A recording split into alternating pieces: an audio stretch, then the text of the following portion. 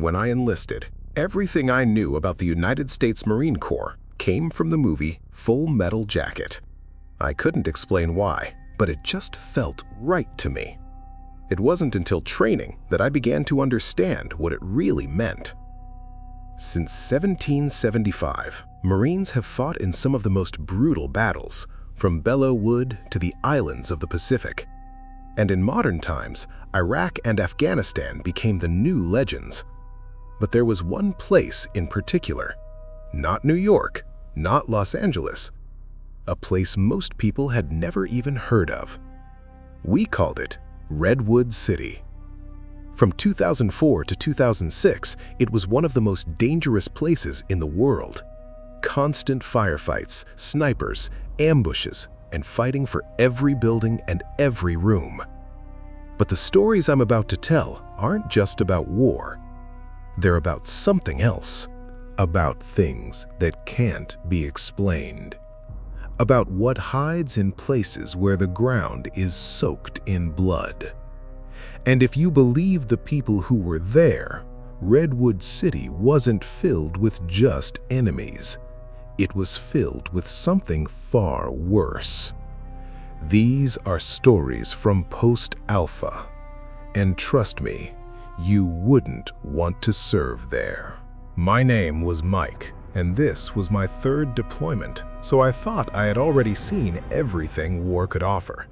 Our unit, the 5th Marines, was assigned to guard an old police station in Redwood City. The locals avoided it, and even our guys said the place was wrong. Inside, everything looked outdated, like time had stopped decades ago, with an old desk, metal cabinets, and yellowed papers on a board.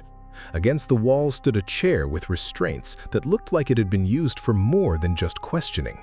Behind that room was a long, narrow hallway with dirty green walls leading to the showers at the far end. When we entered with flashlights, it was obvious those weren't normal showers. Chains hung from the walls, and dark stains around the drains looked like dried blood. The air had a metallic smell so strong you could almost taste it.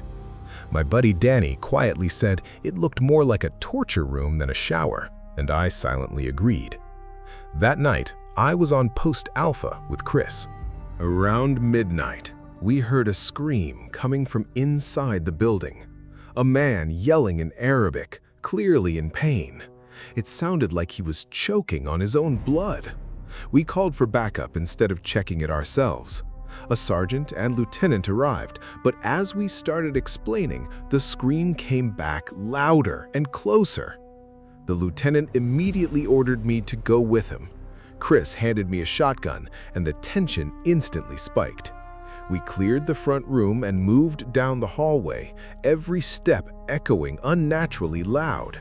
And when my flashlight hit the shower door, I knew instantly we weren't alone.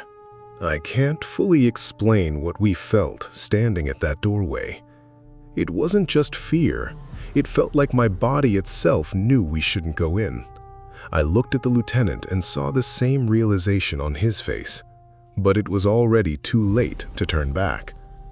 I pushed the door open and entered first, shotgun raised. The beam of my flashlight slowly swept across the room. The shower was long and narrow, with a high ceiling and dark stains on the floor. I scanned the corners. And then I saw it. At the far end of the room, in the darkness, 2 red points hovered high above the ground. Eyes. They were perfectly still, staring directly at me. I aimed my flashlight at them, but the light couldn't penetrate the darkness around them. It was like something solid was there, darker than the dark itself. A cold wave ran down my spine. Then, I heard it. Breathing. Heavy, rough, almost animal-like. And then a warm breath hit us, like something exhaled in our direction. Every instinct in my body screamed to run. I whispered to the lieutenant that we needed to leave immediately. He didn't answer. He just slowly started backing up. That's when I knew he could see it too. I didn't take my eyes off it as we retreated, afraid that if I blinked, it would move. We made it out into the hallway, and I kept my weapon trained on the door. I was sure it would come after us, but it didn't. We got outside. Only then could I finally breathe again. The lieutenant looked at me and quietly asked, "What the hell was that?" I shook my head. I had an answer, I just didn't dare say it out loud, because some things are better left unnamed. He ordered me to report the building as clear, and I did. But from that moment on, I never went back into those showers, and that was only the first night on Post Alpha. After the station, I thought nothing could be worse. I was wrong. A few weeks later, we were moved to another part of Redwood City to observe an intersection near an old mosque. We took over an abandoned house that looked like it had been left in a hurry. Inside, the silence felt heavy, almost oppressive, like the building itself didn't want us there. While setting up, one of the guys found what looked like human remains under broken tiles. No one said anything, but everything changed after that. Later that night, I was woken up by a door slamming shut. It was locked from the inside, and everyone was in position. No one had touched it. I checked the entire room and found nothing. Unable to sleep, I took position on the stairs with a buddy.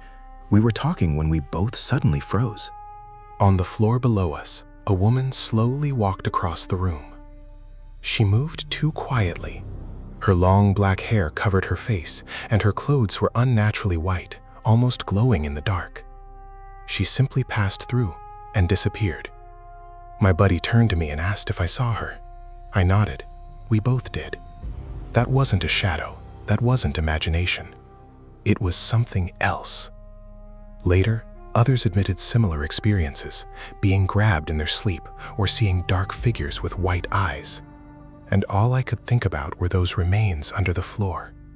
Maybe that house was never empty. Maybe we were never alone. After everything, we thought nothing could surprise us anymore. But this one shook even the most experienced among us. We were on a night recon mission near a reservoir outside the city. Everything was quiet as we observed the road. One of the guys crawled away for a moment, then suddenly stopped mid-sentence. He whispered that there was a child out there. We looked and saw a boy standing in the moonlight, alone, still, completely calm. We grabbed him, restrained him, and brought him with us. He didn't resist at all, but after moving a few hundred yards and stopping to check our surroundings, he was gone. No sound, no tracks, nothing. Only the zip ties lying on the ground, still locked. 7 people saw him. Some of us held him. It wasn't imagination. Back at base, someone overheard us and said one word: Jinn. We laughed at first, but he said they were real, spirits that could take human form. Sometimes they watch, sometimes they help, sometimes they don't. We never found out what we encountered, but none of us were injured during that entire deployment. Not even a scratch. And I still don't know if that was luck or something watching over us. After returning home, everyone tried to move on. Some stayed silent, some joked about it, some pretended nothing ever happened. But the stories didn't disappear. They stayed, and over time, they felt even worse, because war isn't just bullets and explosions. There's something else, something that never makes it into reports, something you can't explain logically. Some say it's just the mind, stress, exhaustion, hallucinations. And maybe that's true, but how do you explain the same thing being seen by different people at the same time? Others believe places can absorb trauma and replay it like a broken recording. The screams, the shadows, the figures, like it never ended. And then there are those who say it's something real, something that was there long before us and stayed after. Maybe spirits, maybe demons, maybe something we don't even have a name for. Now think about it. A city at war for years, every building touched by death, the ground soaked in blood. Do you really think nothing stayed behind? I don't know what to believe. I don't know what we saw, but I do know one thing. Some doors should never be opened, because if you open them, you might not be able to close them again.